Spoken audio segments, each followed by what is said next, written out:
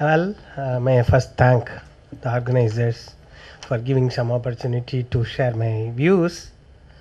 Well, I come from the education sector, Indira Gandhi National Open University now, but earlier IIT Kanpur and all. And we were, in fact, with Dr. Vijay Aditya, we were together when he was building NIC network, we were building ERNet. So we had a bonhomie time in late 80s, in the 90s, and now we have come a long way. And in those days it was mini computers we started. Now we have talking about the future. But what are the key points?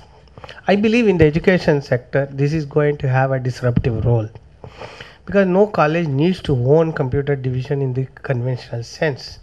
A small group of people, even students, can demand a computing services, mount it in a, say, national knowledge network backbone, and they can have excellent services. They can design an application and start a service in no time. In fact, lot of small IT players are already doing Amazon cloud or some other cloud, and they are already happening. Lot of small players are now becoming more and more stable. In some sense, it democratizes access to computing in one sense, but there are many challenges. I'll come to that point. There are 4 dimensions of virtualization we have to manage, not just one. Virtualized containers, that is sharing the processes in one processor supporting multiple containers of operating system. The management of it still has some security issues. I think they are being overcome with multi-core architecture coming in. It will come, the day will come when this will be secure. The second is virtualized storage. Now, mapping applications with storage is a management task of mammoth proportions. And not only that, we are not going to store data in one place. Because of the huge fiber optic network and all that, we will be storing data in multiple places for data integrity and security. This is going to face another level of challenge in the management, particularly for the data center managers who want to provide crash recovery and various other services. The third is virtualization of networks, because if a small process running in a fraction of a processor here in a business entity may be sharing network capability with, or a virtual private network with similar processes of its same company in other places, and we are going to have a virtual network for each company which is geographically distributed. Okay, and how are we going to overcome security and management issues in this? In some sense, indirectly, we are going to support lots of devices in the field through applications, whether it is portable devices and other devices. And virtualization of desktops, more or less, is another dimension which is very fast evolving. But I think things are being overcome with multiple layers of management and applications level. Broadly, 3 groups are there. At the data center level, we have one set of business process, etc. At the level of systems and applications which are cloud mountable and associated issues and managing, that is another area. And of course at the business process service application level. The challenge really comes, how do we make this into a utility? A utility means, like power means it's a fairly understood commodity, water is an understood commodity, we pay per tariff. But the nearest I can see a utility market is the telecom sector in the case of this. We get telecom, various kinds of services, mobile and non-mobile and landline and various types of prepaid, postpaid and all kinds of things. And the telecom regulatory authority acts like a moderator. There is an electricity regulatory authority in various places also. Likewise, we may need, and if we want to promote wider use of computing, even in the not so critical sector like security requirement sector like common education programs, we will need tariff. And this tariff, if it is published like a directory by multiple competing partners through something like a services regulatory mechanism, immediately I will be so much relieved in the education sector. But the biggest nuisance, as Dr. Vijayaditya was telling, is the tendering, evaluation, all this process. But I know exactly this much computing only I need, I pay for that tariff and I immediately get it. So I don't have to worry about this central purchase unit, stock taking and then obsolescence, all those problems. Modernization is no longer an issue as far as education is concerned. So one of the first thing I will request all of us consider a government, academia, industry, a kind of combination which has something like a services regulatory forum so that we can enjoy the benefits of cloud.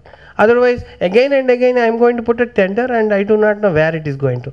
Note that the companies are already using data centers, though not exactly in a virtualized environment yet. For example, you talk about Airtel company, they have an Airtel Noida data center. What are the services? Who is running the services? IBM. And IBM puts its machine in that data center for Airtel databases. And they are remotely manufacturing. So remote infrastructure management is where I think we need security policies. We have not got them in that, because how you configure, manage the virtualization should be considered if this is going to be made more and more accountable. Of course, companies adopt best practices, but I think it will require some kind of security audit and as well as guidelines. This is an area which has to be also thought about. And now look at this National Knowledge Network, National Mission on Education through ICT. Now National Knowledge Network talks of broadband connectivity across premier institutions, so they all become kind of service centers. But there also we have problems.